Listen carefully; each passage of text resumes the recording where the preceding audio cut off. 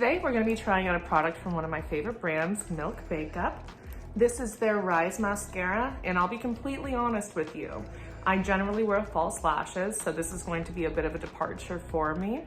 It is touted as being very natural, separating, non-clumping, and as always, they're fully vegan and cruelty-free formulas. So, at first glance, I love the spoolie. We have a little helper here, hi Chan.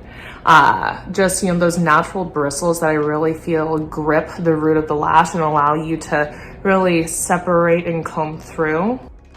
All right, see it here first. So I love it to kind of like wiggle from the root. See that lift already? Now I'm curious to see what the bottom lash is. One thing that I hate to see is a mascara that transfers onto the under eye.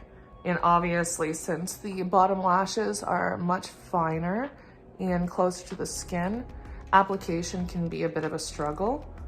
But this seems to be going on very nicely. Yeah, it does give you the lift and the separation where it's like, was she born with it? It's already better than the other side. And there's the final look on both eyes. Super liquidy, not clumpy, not chalky, but also really easy to use.